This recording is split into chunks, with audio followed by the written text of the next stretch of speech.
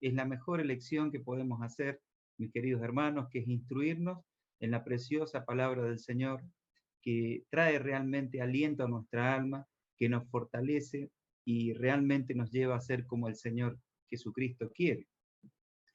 Estudiar doctrina en este tiempo, como así también en todos los tiempos, no es solamente un conjunto de conceptos bíblicos para que se pongan en nuestra mente o en nuestro intelecto, sino que la doctrina ha sido siempre el medio por el cual la vida del creyente puede realmente en su vida práctica mostrar lo que Cristo ha hecho en su vida. Así que con la ayuda del Señor, mis queridos hermanos, vamos a continuar sobre este tema de la doctrina de la salvación y les pido me acompañen en una breve oración para pedirle al Señor su bendición. Amado Padre que estás en los cielos, Señor, tú sabes que necesitamos escuchar tu voz, Señor. Cada vez que abrimos este bendito libro, necesitamos que sea tu Espíritu Santo quien nos enseñe, Señor. Padre, no queremos conocimiento de hombre, sino queremos escuchar la voz tuya, Señor, hablando a nuestros corazones. Por favor, Señor, danos la bendición de que hoy, en esta tarde, tú nos hables. Y aún más si en medio nuestro hay alguien que aún no te conoce, que en esta tarde pueda alcanzar la salvación que es por Cristo Jesús. En su santo y bendito nombre oramos. Amén, Señor. Bueno, hermanos míos, les pido me acompañen a la lectura de Efesios capítulo 2, como empezamos esta mañana, ¿sí? Vamos a leer allí como introducción para luego poder compartir otro puntecito más e ir avanzando sobre la doctrina de la salvación. Vamos a poner el cronómetro acá para no abusar de la hora. Efesios capítulo 2, verso primero, dice, y Él os dio vida a vosotros cuando estabais muertos en vuestros delitos y pecados, en los cuales anduvisteis en otro tiempo siguiendo la corriente de este mundo, conforme al príncipe de la potestad del aire, el espíritu que ahora opera en los hijos de desobediencia, entre los cuales también todos vosotros vivimos en otro tiempo en los deseos de nuestra carne, haciendo la voluntad de la carne y de los pensamientos, y éramos por naturaleza hijos de ira, lo mismo que los demás. Pero Dios, que es rico en misericordia, por su gran amor con que nos amó, aun estando nosotros muertos en pecado, nos dio vida juntamente con Cristo. Por gracia sois salvos. Y juntamente con Él nos resucitó y asimismo nos hizo sentar en los lugares celestiales con Cristo Jesús, para mostrar en los siglos venideros las abundantes riquezas de su gracia en su bondad para con nosotros en Cristo Jesús. Verso 8. Porque por gracia sois salvos por medio de la fe, y esto no de vosotros, pues es don de Dios, no por obras para que nadie se gloríe. Hasta acá nomás, queridos hermanos, la lectura por el momento, y vamos a volver sin duda a este pasaje. Con el permiso de los hermanos, voy a compartir la misma hojita que teníamos esta mañana para ir avanzando en la continuación del tema. Esta mañana terminamos hablando justamente acerca de la seguridad de la salvación como, como ancla firme de algo que realmente no se pierde, la salvación no se pierde. Terminábamos diciendo de que el nuevo creyente o el nuevo beneficiario de esta salvación es el Hijo de Dios que ahora se maneja bajo el gobierno del cielo, no bajo sus propios deseos. Tomando esta base de introducción de esta mañana, mis queridos hermanos, vamos a ver algunas definiciones con la ayuda del Señor en esta tarde que nos van a ayudar a poner un poco más de base sólida sobre el conocimiento bíblico de lo que implica la doctrina de la salvación. Vamos a tomar algunas definiciones en consideración esta tarde. En primer lugar, la salvación en sí, la expresión salvación. La salvación es la acción y el efecto de salvar al pecador. La salvación es la acción y el efecto de salvar al pecador. ¿Qué quiere decir, mis queridos hermanos? La salvación obviamente no es algo conceptual, no es algo que solamente se sepa a nivel de teoría, es una acción en sí. La acción la hace el mismo Dios. El mismo Dios es quien hace la acción de salvar al hombre y el efecto de esto es salvar al pecador. Es por eso que el versículo 2 dice, en los cuales anduvisteis en otro tiempo. ¿Qué es lo que quiere decir ahí, mis queridos hermanos? La acción de que Cristo haya muerto en la cruz de Calvario viene de una acción anterior. La acción anterior de que Cristo haya muerto en la cruz del Calvario, dice allá el apóstol Pedro en el libro de Hechos, ustedes realmente no entregaron al Señor, no le crucificaron al Señor, sino que Él fue entregado por el anticipado consejo del mismo Dios. ¿Qué quiero decir con esto, mis queridos hermanos? Dios nos amó. Muchas veces cuando hablamos de salvación pensamos solamente en la persona de Cristo. Sin duda no está mal, porque le vemos allí en medio de la cruz, puesto de espaldas sobre la cruz, pagando el precio por nuestras culpas. Pero queridos hermanos, no debemos obviar el concepto de que esta acción de salvación proviene del Padre. El Padre, dice la Biblia, Dios amó de tal manera al mundo. ¿Qué quiere decir, mis queridos hermanos? Dios tuvo una acción realmente desde antes que este mundo fuese, ya Él había preparado quién iba a ser realmente el paladín de nuestra salvación, nuestro amado Redentor, el Señor Jesucristo. Es por eso que, mis queridos hermanos, cuando hablamos de salvación tenemos que hablar de una acción plena. Una acción plena. Aquel que conoce absolutamente todas las cosas, que ve todo en un mismo plano, ya vamos a hablar de este tema, puede ir y decir que Él mismo preparó la salvación antes que este mundo fuese. Antes que las cosas existieran, ya el Señor había armado este precioso plan de salvación, sabiendo de que el hombre iba a pecar, sabiendo de que el hombre se iba a rebelar, sabiendo de que el hombre y la mujer iban a entrar en una plena desobediencia a tal punto que iban a ser desheredados de aquel lugar donde habitaban inicialmente. Pero por otro lado, iban a contraer este pecado inicial que justamente nos va a decir la Escritura, que así como entró por un hombre la muerte, ¿qué quiere decir, mis queridos hermanos?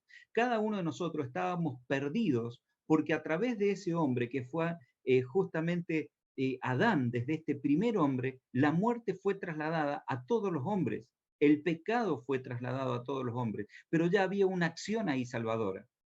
Lo encontramos al Padre sacrificando allí a ese animalito y cubriendo a aquellos primeros hombres con aquella piel. A través de un sacrificio figurativo ya estaba mostrando cómo iba a venir la salvación. A través de aquella sentencia estaba mostrando una acción también. La sentencia justamente cuando le dice a Eva, esta te herirá en la cabeza y tú le herirás en el calcañar. Hablando allí en Génesis capítulo 3, cómo iba a ser absorbida la muerte en victoria, golpeando a aquel que tenía el imperio de la muerte, nuestro mismo amado Señor Jesucristo, aquella descendencia que venía de aquel linaje escogido para venir y tener la acción de salvar al pecador. Ahora, todo este plan tan perfecto, tan bien elaborado, divinamente elaborado, al cual ningún hombre, ninguna especie humana pudiese alcanzar, fue justamente la acción divina para poder salvar al hombre como efecto real de este amor incalculable, que es el que Dios nos ha llamado de tal manera que haya efectuado esta acción salvadora por medio de nuestro amado Señor Jesucristo. Ahora, entrando nosotros allí en el versículo 2, dice, los cuales anduvisteis en otro tiempo. Hermanos míos, el hecho de que Dios haya tenido la acción salvadora en el hombre implica de que ahora el hombre y la mujer ya no andan como era antes. En otro tiempo seguramente seguíamos la corriente de este mundo, ahora no. En otro tiempo, seguramente un día como hoy, de mucho calor, acá por ejemplo en Mendoza hubieses salido de picnic, te hubieses ido a algún lugar, hubieses tomado alguna bebida, hasta quizás hubieses tomado de más y lejos de las cosas de Dios, donde llegabas quizás cansado por el trajín de todo un día, pero lejos de Dios. Ahora, ¿qué hacemos el día del Señor? Estamos con el Señor. ¿Qué hacemos el día del Señor? Servimos al Señor. ¿Qué hacemos el día del Señor? Le recordamos a través del vino y del pan. Tiene un efecto en el pecador, mis queridos hermanos, la acción salvadora. El efecto es que ya no andamos como andamos antes. Miren lo que digo, ni siquiera parecidos a lo que éramos antes. Es por eso que va a decir que antes andábamos conforme al príncipe de la potestad del aire, entre los cuales también todos nosotros vivimos, y va a decir en otro tiempo, no en este tiempo. Entonces, podemos establecer en esta primera definición, mis queridos hermanos, decir que la acción salvadora tiene un efecto contundente en la vida del hombre y la mujer. ¿Cuál es este efecto contundente? Que ya no viven más como vivían antes. Hermanos míos, yo me gozo en ver a matrimonios que antes o llegaron a los pies de Cristo con el matrimonio destruido. El hombre golpeándole a la mujer engañando al marido, los hijos desobedeciendo a los padres, un montón de situaciones, hasta que el Señor rescató a uno de ellos. De repente la vida de este cambió. Y al poquito tiempo fue alcanzado el otro cónyuge y la vida cambió.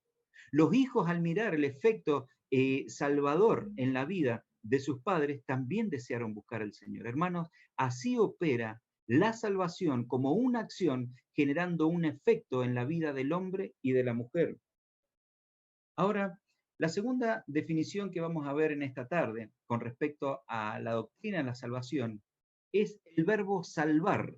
El verbo salvar nos da ya un poquito más de luz acerca de esta doctrina de la salvación. Y vamos a ir primeramente a decir que salvar es librar del peligro de la muerte al pecador, pero poniéndolo a salvo. Miren, uno puede librar a una persona, supongamos ahora está muy en boga acá en Argentina el tema de la vacuna. Algunos dicen quiénes se van a vacunar, otros dicen que no. Empezaron vacunando a la gente de la salud, empezaron de alguna manera diciendo no, hay que vacunar a los maestros también para que empiecen las clases. Hasta que uno preguntó, bueno, pero la vacuna puede librar de este virus y va a mitigar los efectos. Pero hace que la persona no muera y no se sabe. Miren, el peligro de la muerte del pecador es una muerte inminente. La vida de una persona que muere por muerte natural, que muere por este virus, lo que sea, es la muerte de una persona a causa de que nuestro cuerpo se va desgastando, nuestro cuerpo es débil y obviamente nuestro cuerpo muere.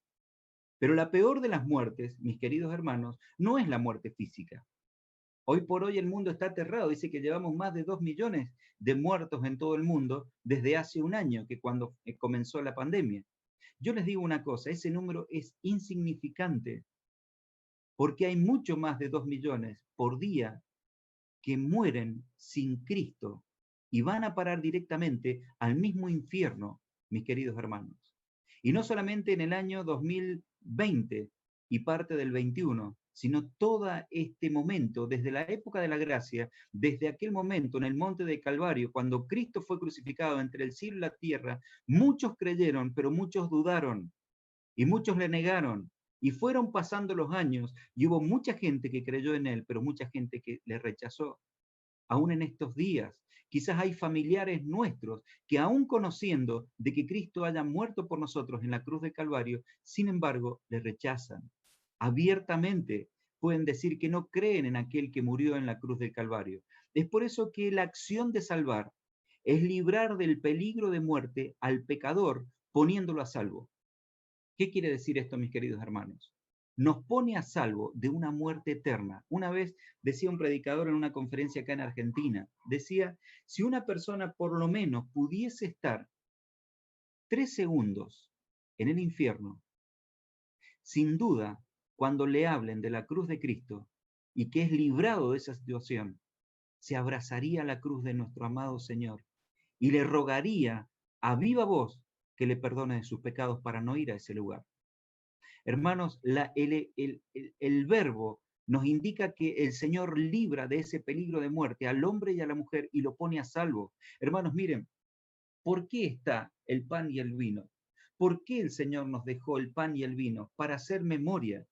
Doctrinalmente está puesto para hacer memoria de él. ¿Saben por qué? Porque nosotros nos olvidamos. Pasa el tiempo y nos olvidamos. Entonces, mis queridos hermanos, si nosotros tuviésemos la bendición del Señor de entender lo que significa la muerte eterna, realmente veríamos la bendición del Señor en este efecto de salvar para no solamente rescatarnos, sino ponernos a salvo, no solamente ahora, sino por toda la eternidad. Hermanos míos, qué gran bendición de ser salvos por la eternidad, no durante 70, 80 años que dura el hombre y la mujer, sino por toda la eternidad. Ahí en el versículo 5 de Efesios capítulo 2 que acabamos de leer, dice, aún estando nosotros muertos en pecados, nos dio vida juntamente con Cristo. Hermanos míos, era así. Podíamos llegar a caminar, podíamos llegar a tener cualquier actividad, pero bíblicamente estábamos muertos, muertos en nuestros delitos y pecados. Ahora, dice la Biblia, ahí mismo, en el capítulo 3, versículo 19, dice la palabra del Señor, y de conocer el amor de Cristo, que excede a todo conocimiento, para que seáis llenos de toda la plenitud de Dios. Miren, hermanos, si hay algo que realmente nos muestra que estamos librados totalmente de esta muerte, es que Él nos salvó por amor. No había ningún otro motivo. No éramos buenos, no teníamos nada en nosotros de valor. Dice la Biblia que nuestras justicias eran como trapos de inmundicia delante de Él. Un trapo de inmundicia es un trapo que uno lo saca y realmente es tan maloliente que uno apenas se lo acerca, lo tira, lo desecha. No lo puede usar absolutamente para nada. Dice la Biblia que así eran nuestras acciones delante de Dios, como trapos de inmundicia. Sin embargo, Él se acercó a nosotros, se acercó a nuestra vida, más allá de cualquiera haya sido nuestra condición de pecador, en ese momento Él se acercó. Hasta el pecado más grosero Él lo conocía, nuestra falla más grosera Él la conocía. Ese pecado que tan solamente el Señor y yo sabemos, Él lo conocía, mis queridos hermanos. Y por amor a nosotros se acercó. No solamente se acercó, sino que tuvo misericordia de nosotros.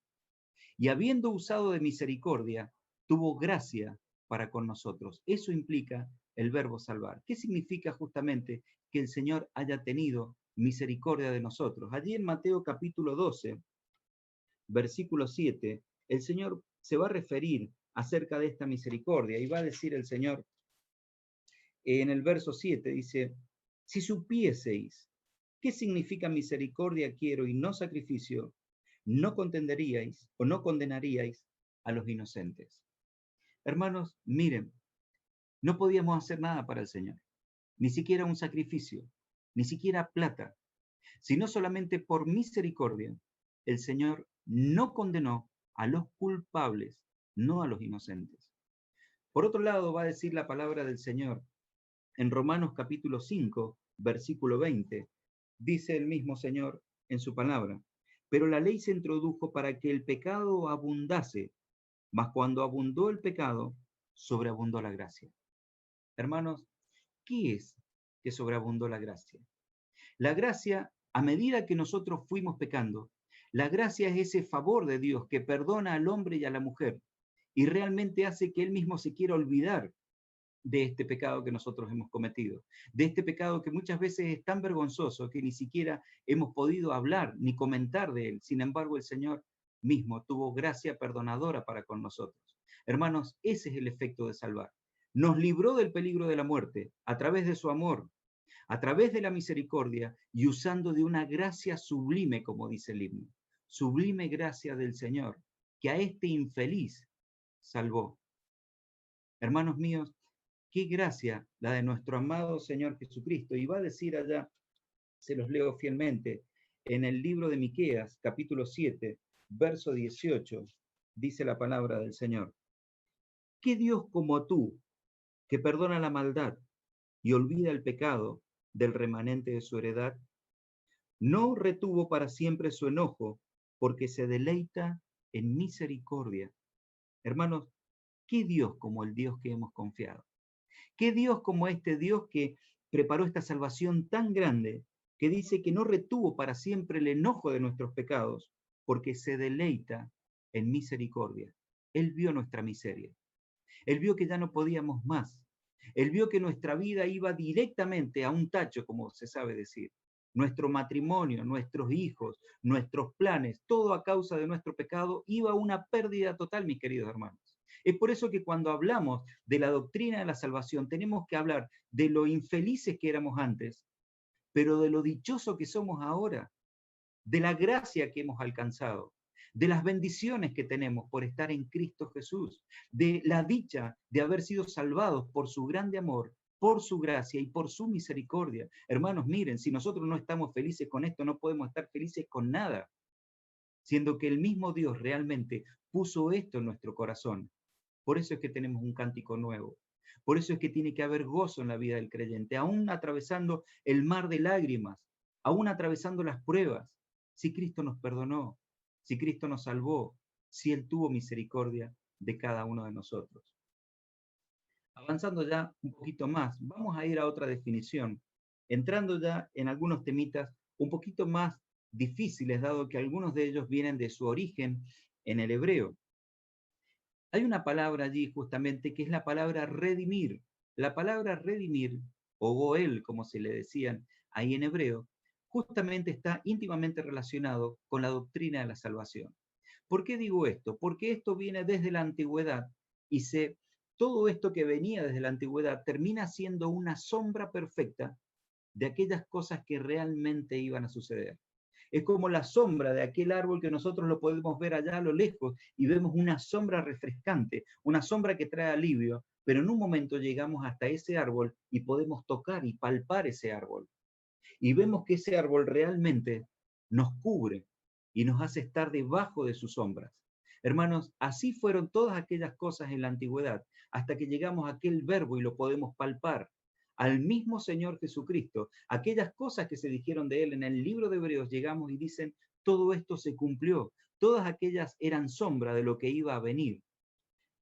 Vemos que allí la palabra redimir o goel en su significado en hebreo, primeramente significa liberar. En Génesis capítulo 48 encontramos esta primer definición de esta palabra redimir, palabra que muchas veces cantamos quizás en himnos en la cena del Señor y no tenemos el concepto doctrinalmente claro de lo que significa. En primer lugar, entonces, significa liberar. Allí en Génesis capítulo 48, versículo 16, podemos leer: y José dijo, dad vuestros ganados y yo os daré por vuestros ganados si se ha acabado el dinero. Perdón, he leído mal. Capítulo 48, verso 16. Dice, el ángel que me liberta de todo mal, bendiga a estos jóvenes y sea perpetuado en ellos mi nombre y el nombre de mis padres, Abraham e Isaac, y multiplíquese en gran manera en medio de la tierra. El ángel que me liberta de todo mal. Ahí la palabra liberta justamente es la palabra goel o es la palabra redimir. Significa que lo liberó justamente tanto a Abraham como a todas sus generaciones. Hermanos, miren, el creyente ha sido librado también. Ha sido librado. Miren, hermanos, yo recuerdo hablar con personas que realmente, ya habiendo conocido al Señor Jesucristo, gozaron de la salvación, realmente se gozaron de todas las cosas que hay en Cristo, pero al analizar su vida, ellos decían, pero ¿cuánto tiempo perdí? Personas quizás a sus 35, 40 años ya rescatados por el Señor, pero decían, ¿cuánto tiempo perdí en mi vida? Si quizás el Señor me hubiese alcanzado antes, si yo lo hubiese buscado y lo hubiese recibido antes, seguramente el Señor me hubiese librado antes de todas estas cosas que tengo ahora. Hermanos míos, redimir es librar de un montón de situaciones en esta vida también. Hermanos míos, miren, de cuántas cosas nos libró el Señor cuando le recibimos en nuestro corazón.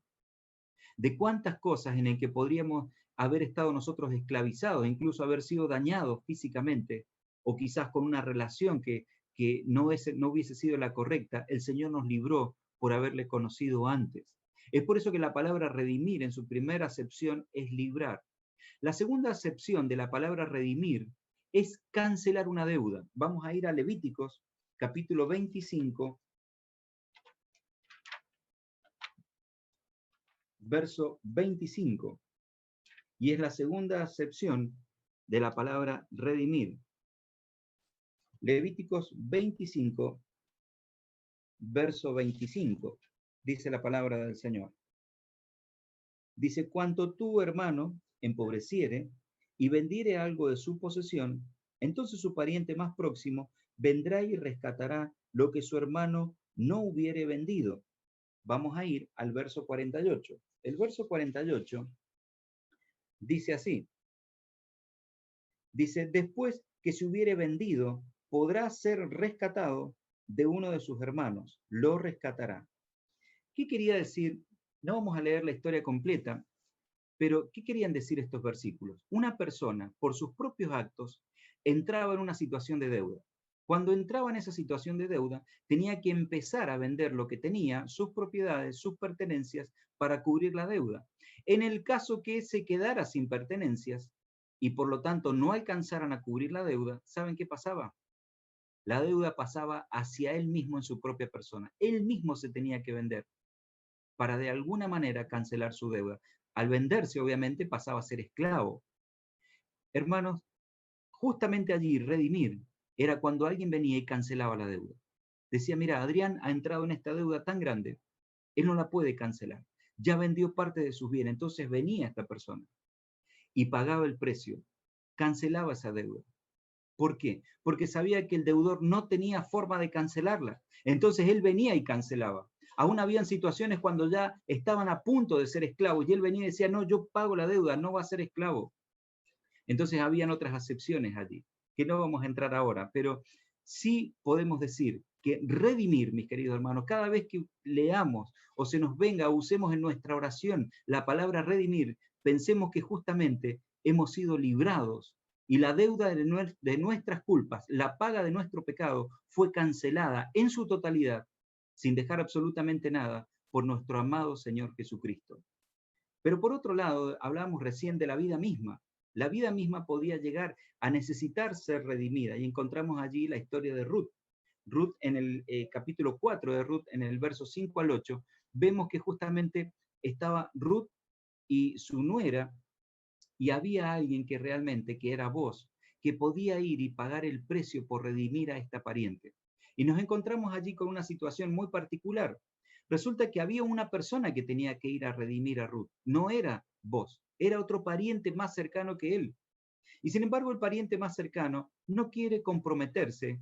Entonces, ¿qué es lo que dice? Mira, yo no voy a comprometer ni mi patrimonio ni lo que tengo por esta mujer. No había interés, no había amor tampoco.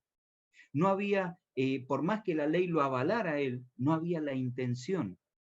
Sin embargo, en vos encontramos una persona que tuvo la intención, una persona que tuvo el amor y una persona que tuvo también el aval para poder ir y pagar, redimir de esa manera a Ruth y de esa manera levantar descendencia. Hermanos míos, en el Señor hubo la intención, nos amó de tal manera, nos amó de tal manera que envió a su Hijo, pero hubo también el aval para poder pagar, la sangre preciosa de un cordero sin mancha y sin contaminación, la sangre de nuestro amado Señor Jesucristo. Va a decir el apóstol Pedro, aquella sangre tan valiosa, mucho más preciosa que el oro, que fue puesta por nuestros pecados. No bastaba ningún otro precio, solamente con la sangre de Cristo Él podía cancelar absolutamente toda nuestra deuda y pagar así el precio. En Isaías, capítulo 43, versículo 1 al 3, miren, el libro de Isaías es muy rico para entender la doctrina de la salvación. De hecho, tan solamente en el libro de Isaías encontramos 63 veces las definiciones de redimir como Goel, de librar, de cancelar, de salvar a sí mismo, y es muy amplio para hablar de toda esa cancelación y todo ese pagar el precio que otro no podía pagar. Por algo en Isaías encontramos el mayor de los capítulos, Isaías 53, cuando nos habla de aquella única forma con la que Dios pudo salvar y rescatarnos, que es entregar aquel cordero sin mancha y sin contaminación. Pero Isaías capítulo 43 nos amplía un poquito más este concepto de Goel y dice en el versículo 1 al versículo 3, dice, ahora sí dice Jehová, creador tuyo, Jacob, y formador tuyo, Israel, no temas, porque yo te redimí. Te puse nombre, mío eres tú. Cuando pase por las aguas, yo estaré contigo. Y si por los ríos, no te anegarán. Cuando pases por el fuego, no te quemarás, ni la llama arderá en ti. Porque yo, Jehová, Dios tuyo, el Santo de Israel, soy tu Salvador. Es por eso que la palabra redimir está conformando parte de la columna vertebral de la doctrina de la salvación, mis queridos hermanos. Dice, soy tu Salvador. A Egipto te he dado por rescate y Etiopía y a Seba por ti. Hermanos míos, miren, aquel que prometió ir con nosotros, aquel que prometió por amor salvarnos, rescatarnos, es el que nos puede decir ahora confiadamente, no temas. ¿Por qué el creyente vive confiado? Es porque Dios lo redimió, lo hizo parte de la familia. Estábamos perdidos, nos hizo habitar en familia. Hermanos míos, yo tengo mucho más familia en Cristo que mi familia carnal. Tengo mucho más comunión con hermanos en la fe que con mi familia carnal. ¿Por qué? Porque hemos sido incorporados, injertados a ese árbol precioso de la salvación, a la misma salvación con la cual el Señor vino también a salvar a Israel, pero nos hizo habitar ahora como un solo cuerpo en una iglesia, mis queridos hermanos. Es por eso que aquel que nos redimió trae en sí todas las bendiciones de ahora haber sido comprados, de haber sido libertados, de haber cancelado nuestra deuda. Ruth ya no fue a espigar un campo extraño, ya ahora podía sentarse a la mesa de su amo, pero también de su esposo. Hermanos, nosotros gozamos de haber sido redimidos, teniendo ahora como cabeza de la iglesia a nuestro amado esposo, a quien esperamos que pronto nos venga a buscar. Volviendo allí a Efesios, para terminar la definición de esta palabra, allí en Efesios capítulo 2, donde estábamos recién parados, les pido me acompañen al versículo, capítulo 2, al versículo 5 de este libro de Efesios, que nos va a ir ampliando acerca de la doctrina de la salvación. Dice el versículo 5, aún estando nosotros muertos en pecado, nos dio vida juntamente con Cristo, nos libertó. Juntamente con Él nos resucitó, nos dio la herencia. Asimismo nos hizo sentar en los lugares celestiales con Cristo Jesús, el haber sido comprados y ahora pasar a una familia como herederos. Verso 7, para mostrar en los siglos venideros las abundantes riquezas de su gracia en su bondad para con nosotros en Cristo Jesús. No solamente nos canceló la deuda, sino nos da la oportunidad de que usted y yo, que hemos sido salvados y redimidos, podamos mostrarle a este mundo, ¿saben qué? Las abundantes riquezas de este Redentor que fue y nos redimió para darnos vida. Y va a decir el verso 8, por gracia sois salvos, por medio de la fe, y esto no de vosotros, pues es un don de Dios. Miren, solamente dos palabritas quiero incluir en este efecto de redimir y redención. Gracia y fe. Algunos teólogos dicen que teniendo la gracia de Dios y tan solamente la fe del hombre se alcanza la salvación. Erasmo allá en sus escritos, allá en la antigüedad, él decía, la gracia es cierto que es dada por Dios, pero aún la fe que nosotros tenemos también es dada por el Padre. Somos tan pobres, somos tan escasos, somos tan malvados, va a decir Erasmo, que aún la fe para alcanzar la salvación es un regalo del mismo Dios. Hermanos míos, cuando el Espíritu trabaja en el corazón nuestro, cuando aún no le conocemos, nos va mostrando de nuestro pecado, de nuestra maldad, nos muestra el amor del Padre, nos muestra su misericordia, nos muestra su gracia infinita. Esa fe que nace, esa fe que es puesta en nuestro amado Salvador, aún esa fe también es dada por nuestro amado Señor. Para ir avanzando, mis queridos hermanos, porque nos quedan 9, 10 minutitos, vamos a ir a la palabra redención. La palabra redención dice que es del hebreo padá. El hebreo padat o padat es la acción interventora y sustitutiva para librar de una situación penosa. Fíjense, redención es la acción interventora y sustitutiva de una situación penosa, realmente para darnos algo que no es lo que íbamos a recibir. ¿Qué es lo que quiere decir esto? Hay un ejemplo allí justamente en el libro de Primera Samuel de lo que significa la redención. Primera Samuel, en el capítulo 14, un texto muy conocido por nosotros, una historia muy emocionante. Allí en Primera Samuel 14, verso 43, dice la palabra del Señor. Entonces Saúl dijo a Jonatán, declárame lo que has hecho. Y Jonatán se lo declaró y dijo, ciertamente gusté un poco de miel con la punta de la vara que traía en mi mano y he de morir.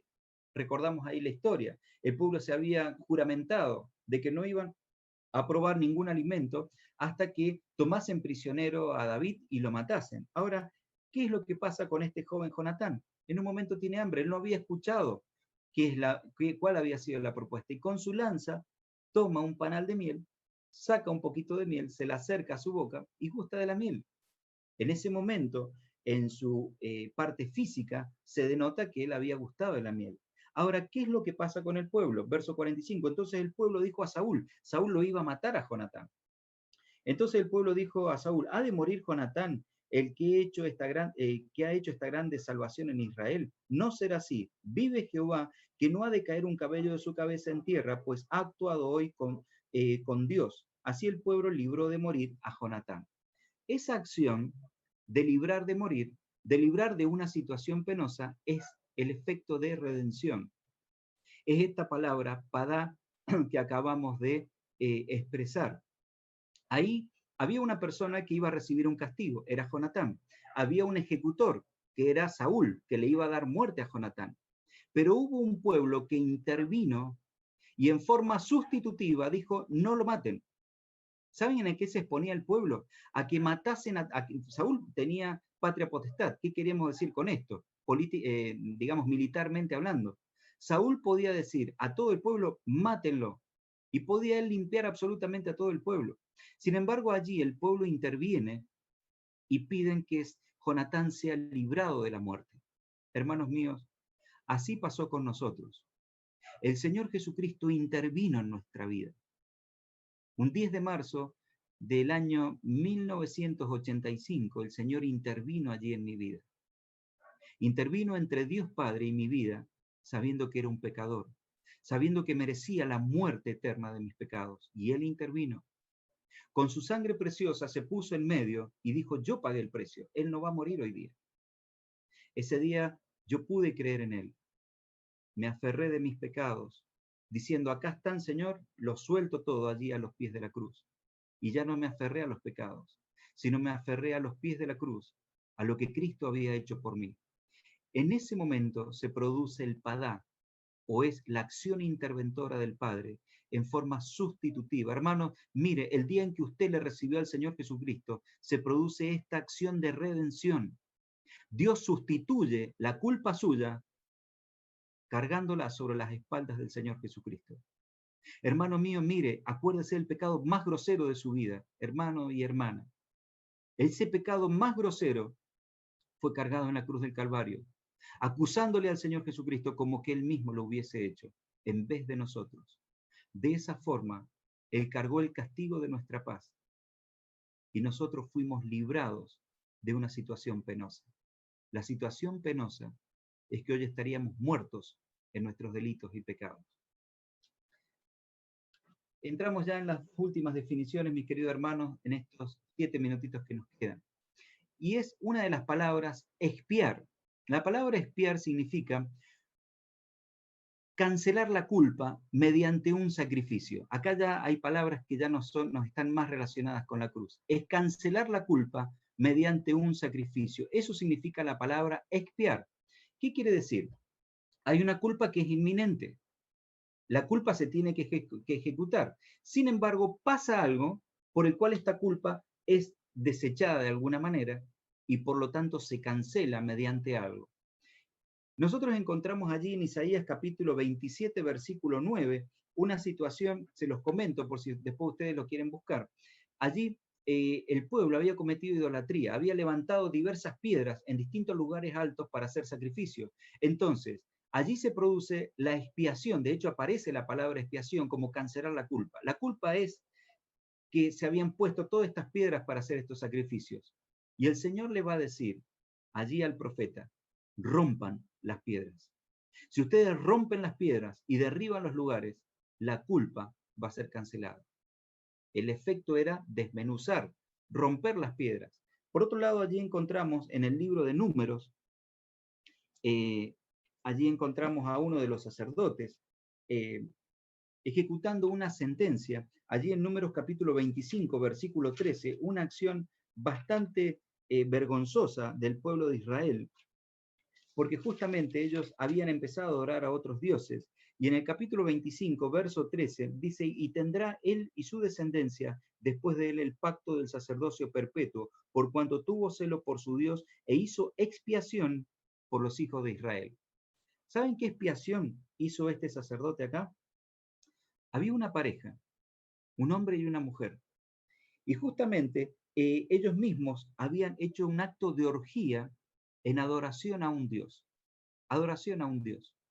Ese acto de orgía implicaba que ellos adoraban con sus propios cuerpos a otros dioses. Obviamente es tomado el hombre y la mujer y es alanceados, es decir, son traspasados por lanza y son muertos.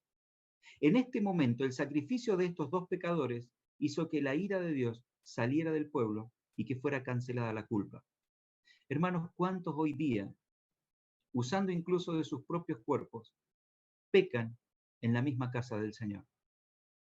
Hermanos míos, es vergonzoso encontrar iglesias, aún en estos días, hablo de Argentina, no puedo dar el caso de Bolivia, donde hay personas que asisten a la iglesia y hay un área que son para divorciados, áreas que son para juntados, áreas que son para aquellos que viven en concubinato. Hermanos, antiguamente la expiación llegó a este punto, fueron muertas las personas.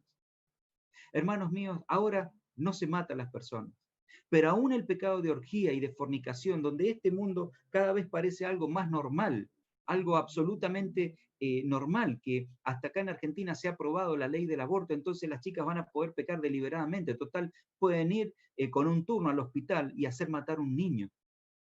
Hermanos míos, el pecado está llegando a las áreas más altas y tan solamente el Señor Jesucristo muere en la cruz del Calvario para expiar la culpa. Si incluso hasta el pecador más aberrante llega a la cruz del Señor, el Señor puede expiar la culpa, porque para cancelar ese pecado se necesitaba un cuerpo santo y sin mancha, padeciendo allí en la cruz del Calvario. Colosenses capítulo 2, versículos 13 y 14 nos amplía acerca de esta palabra expiar. Colosenses capítulo 2, verso 13.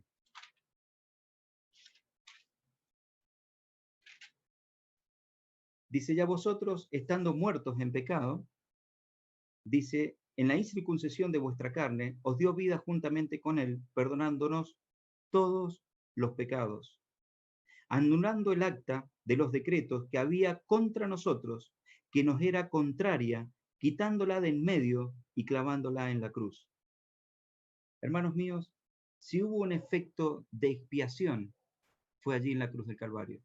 Había un acta delante nuestra, como era en las cárceles antiguas. En las cárceles, en la puerta, había un acta que decía, Adrián Gómez está en esta cárcel, por esto, por esto, por esto, por esto. Dice la Biblia que él tomó esa acta y la clavó en la cruz, juntamente con sus clavos, en sus manos y en sus pies.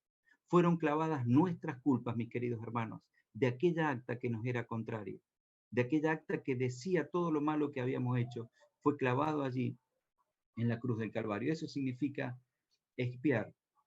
Por último, vamos a ir viendo, nos quedan 3 minutitos más, mis queridos hermanos, la palabra propiciar.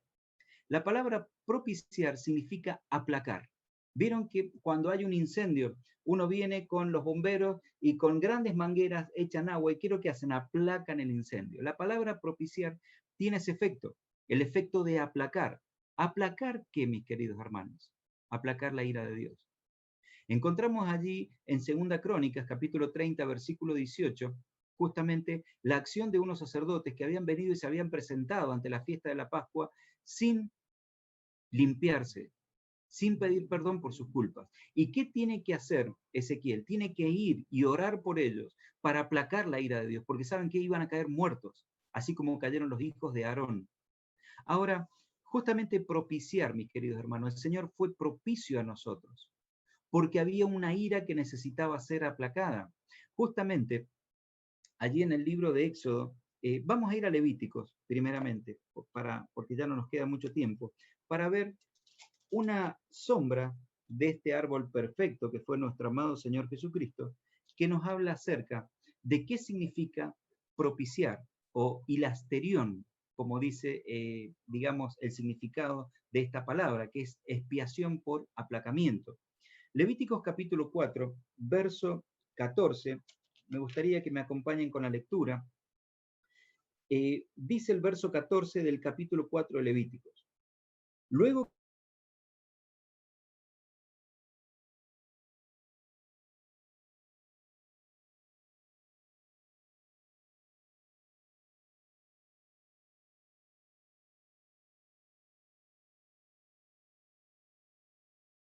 degollarán aquel becerro. Verso 16.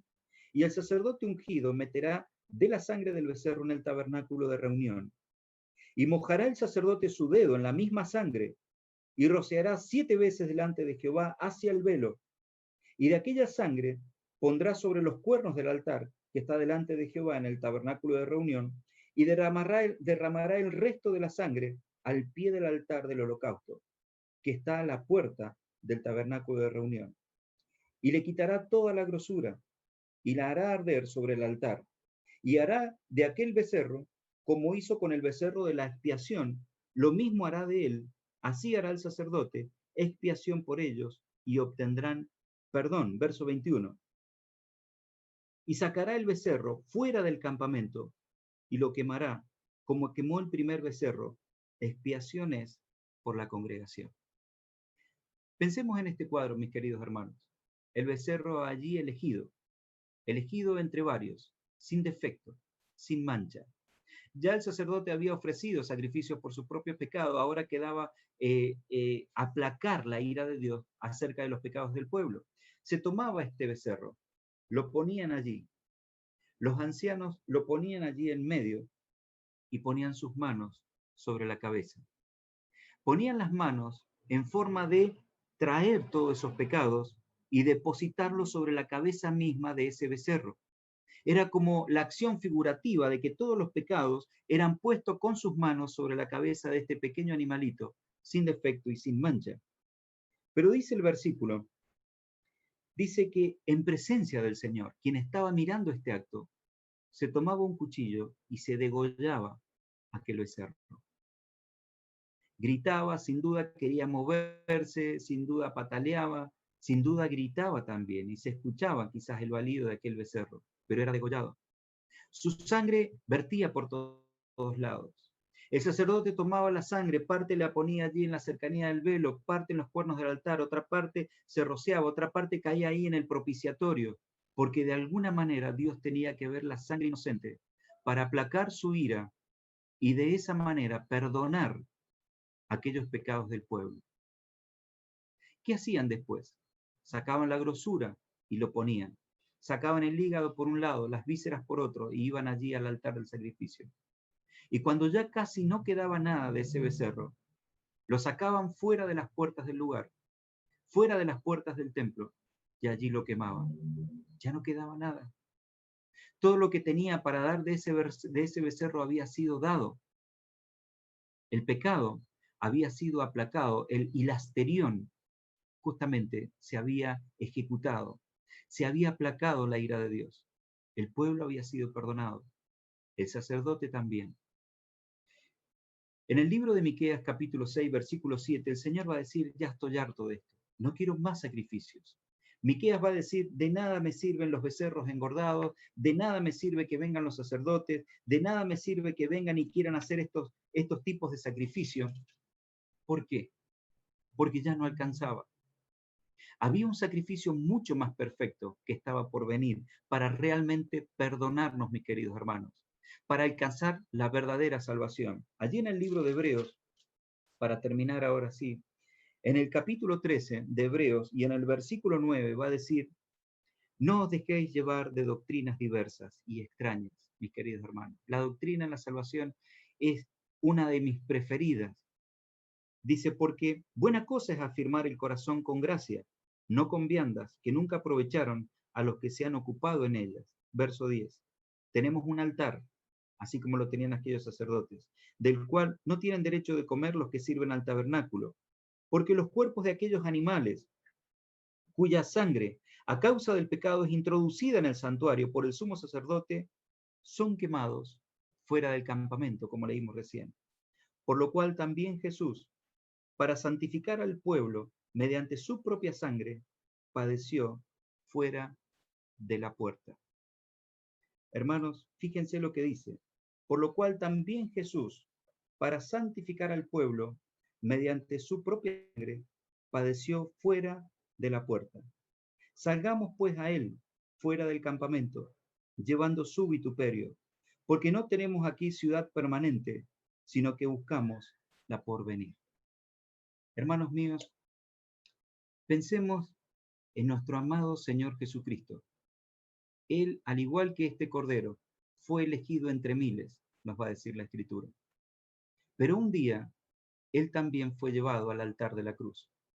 Sabemos cantar, ni sangre hay ni altar, cesó la ofrenda ya. No sube llama, ni humo habrá, ni más Cordero habrá. ¿Por qué?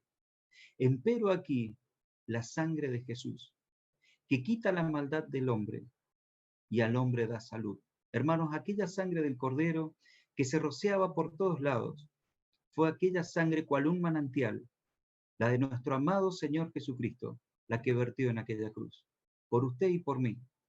Aquella sangre sin medida, sin cálculo de cantidad, así como un mar, como un torbellino, voló de aquella cruz hacia nosotros los hombres, para que no tan solamente rociados, sino bañados por su sangre, nuestros pecados fuesen perdonados, fuesen quitados.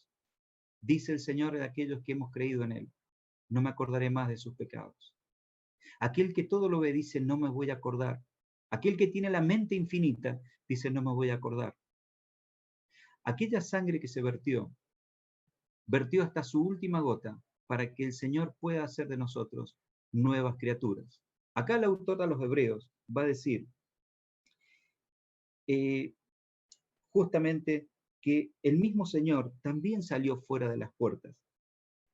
Dice, porque los cuerpos de aquellos animales cuya sangre a causa del pecado es introducida en el santuario porque el sumo sacerdote son quemadas fuera del campamento. Por lo cual también Jesús, para santificar el pueblo, mediante su propia sangre, padeció fuera de la puerta. Nuestro amado Señor Jesucristo cargó aproximadamente 900 metros aquella pesada cruz. Salió de las puertas de Jerusalén, donde le acompañaron escupidas en su rostro, piedras de la gente que le veía. Algunos agarraban su barba y tiraban de aquellos pelos y lo arrancaban. Otros sin dudas le insultaban, otros se burlaban de él. Y salió también fuera de las puertas. Salió fuera de las puertas de Jerusalén, salió fuera de aquel templo, lejos de ese templo, al monte del Calvario, llevando allí su cruz, que era nuestra cruz. Así como eran quemados los cuerpos de aquellos becerros fuera, como diciendo, incluso fuera para que no haya ni siquiera olor de todo esto que realmente es desagradable. Así fue llevado el cuerpo de nuestro amado Señor, cargando una cruz vergonzosa por nosotros, puesto entre malhechores, como si fuese realmente un homicida, un pecador, un ladrón, como si fuese lo más bajo, dado que la muerte de cruz era la muerte más baja que había en aquella época. Hermanos, así fue el Señor por nosotros, para ganar nuestra salvación. Esta salvación que usted y yo tenemos, mis queridos hermanos. Pero la doctrina o el conocer la doctrina no es solamente intelecto, sino que es vida, y es vida práctica. Es por eso que justamente va a decir,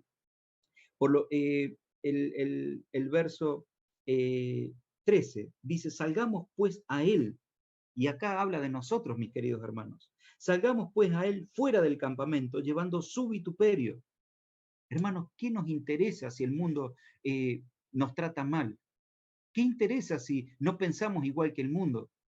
¿Qué interesa si quizás el mundo aprovecha estas cosas del mundo y nosotros realmente estamos a los pies del Señor aprendiendo de Él? Llevemos su vituperio, hermanos. Miren, yo me acuerdo cuando era chico, ser creyente, algunos decían no porque son fanáticos. Ahora ya no dicen que somos fanáticos. ¿Saben por qué? Porque el amor de los creyentes ha mermado muchísimo. Ya no lo elegimos a Él por sobre todas las cosas. Acá el consejo del apóstol es, miren, salgamos pues a Él fuera del campamento llevando su vituperio. Porque ¿saben qué? Estamos en esta tierra, dice el verso 14, pero aquí no tenemos ciudad permanente, sino que buscamos la porvenir. Hermanos míos, esta salvación tan grande que logró el Señor Jesucristo nos habilita, siendo herederos, para vivir en esta tierra conforme a este llamado precioso que tenemos, no como éramos antes, esperando esta patria gloriosa por venir, que puede ser en cualquier momento. Algunos ya se nos han adelantado, pero va a llegar el día en que podamos reunirnos con aquellos que partieron antes y toda la iglesia del Señor en sus distintas partes del mundo, entrando a esta ciudad por venir, la cual por ser salvos vamos a poder entrar. Que el Señor bendiga su palabra, mis queridos hermanos.